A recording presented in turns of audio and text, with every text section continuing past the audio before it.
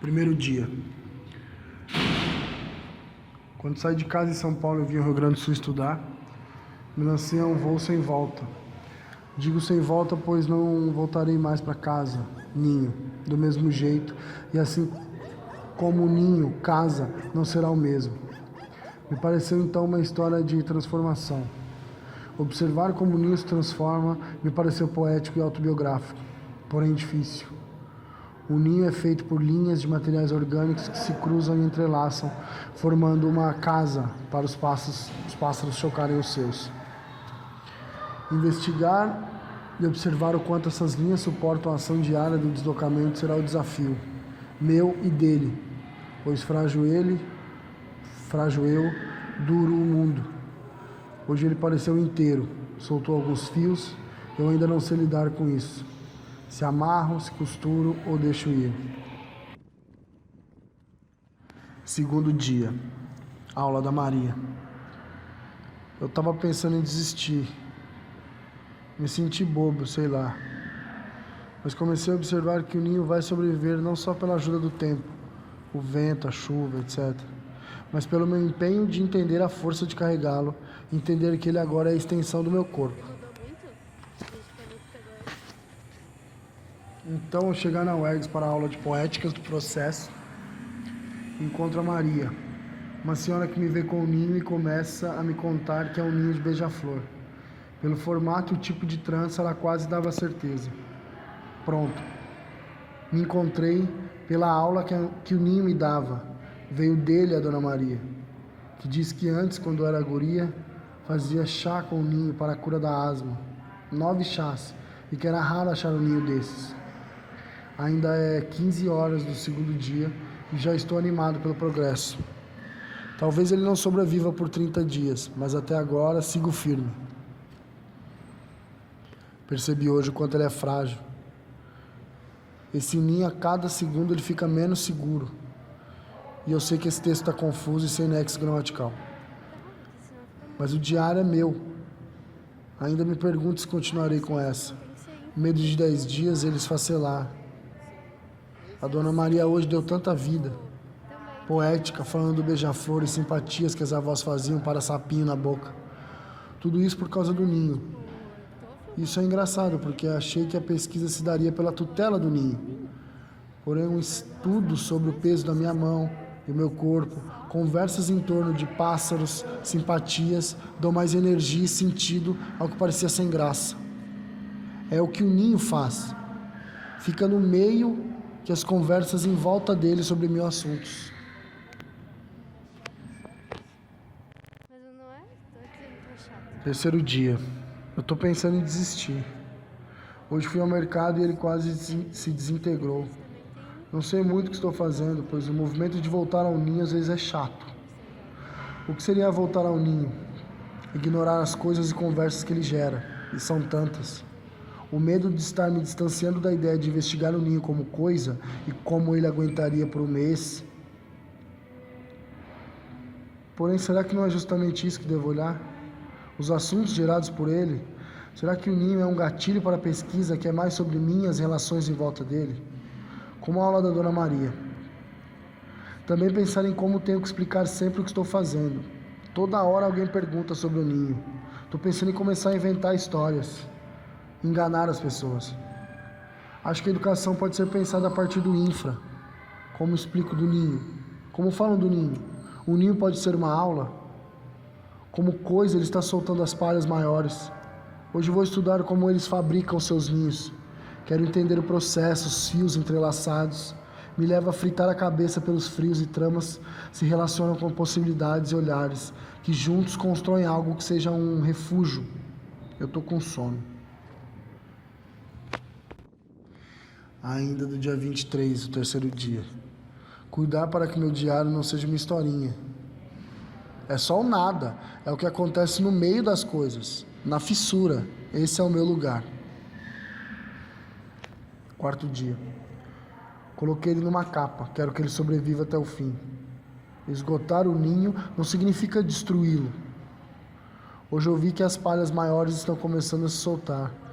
E elas parecem ser muito importantes para a estrutura. Os fios mais finos já soltaram um montão. Esses fios finos são de pinheiro, árvore abundante aqui. Os nós são perfeitos. Imagina fazer isso com o bico. Quinto dia. Hoje eu não saí de casa, apenas observei e identifiquei que o ninho está despedaçando na parte de trás.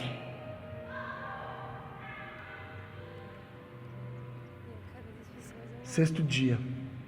Hoje fui ao mercado outra vez. Minha vida parece meio chata e repetitiva, eu acho. Na ida ao mercado, carregando o ninho, quase o derrubei. Uma mulher com cabelo vermelho no setor de frutas quase perguntou o que era que eu estava fazendo com aquele ninho. Ainda bem que não perguntou, pois eu não sabia o que dizer. Na volta, passei na cantina da UERGS, onde a Fê e a tia Sheila me deram umas verduras. No balcão, uma senhora que trabalha na Fundade estranhou o ninho.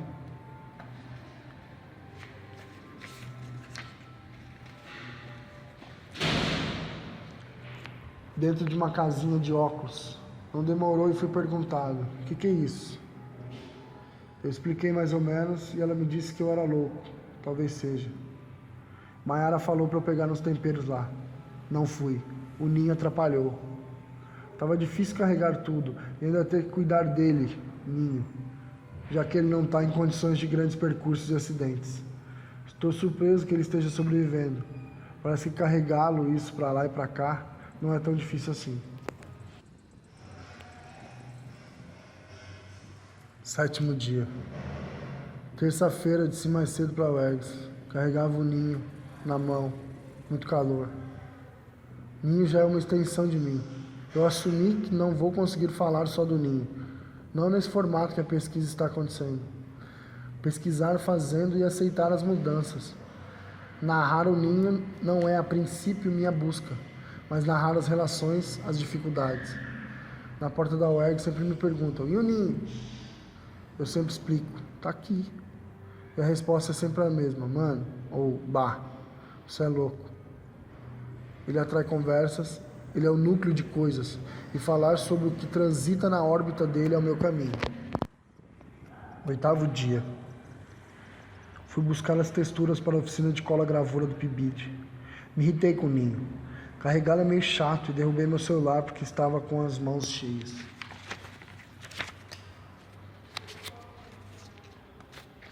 À noite fui à aula de arte contemporânea e o Igor falou: Bruno, ainda com esse ninho? Um tom meio debochado, bem Igor. Passei o dia com o ninho na mesa, ninguém perguntou sobre. Que bom. Parece que com o tempo as coisas viram banais, cotidianas. Aí o Perec escreve sobre elas e fica rico. Às 23 horas fomos à festa. Como fazer com o ninho? Primeira festa dele e um pouco de vergonha. Algumas vodkas e gins, a vergonha se foi e o ninho vira um companheiro de noite. Uma amiga de pesquisa do Perec também pergunta dele. O som deixa a conversa impossível. Fomos ao outro ambiente do bar, onde a conversa continuou. Expliquei que estava firme. Ela pediu para ver o ninho. Nossa, ele está aqui mesmo, disse ela. Falamos das dificuldades do ninho ordinário e como cada um está levando sua pesquisa. Ainda durante a conversa pensei que esse ninho hoje me salvou. Odeio festas com funk e música alta, porém ele foi um imã para uma fuga daquela barulheira. Foi rápido, de 15 a 20 minutos. Acho que esse é o caminho. Não é o ninho, mas o efeito dele. 10º dia. Uma das limitações do meu esgotamento é toda vez que eu sair de casa, o ninho tem que estar nas minhas mãos. Carregar e perceber os olhares estranhos das cidades não estavam difíceis. Até a ida ao PIBID. Toquei a campanha da escola com o ninho na mão, extremamente envergonhado. Sei lá, eram pessoas como outras, mas senti vergonha ao entrar na escola. Pude guardar no bolso, tenso. 11º dia.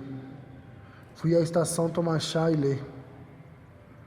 No caminho, uma criança gritou: olha, mãe, uma casa de passarinho. E o motoqueiro deu uma olhada com a cara que julgava minha sanidade. Uma senhora perguntou se tinha ovinho dentro do ninho. Só faltava, pai de passarinho. 12º dia. Não saí, não fiz nada com ele.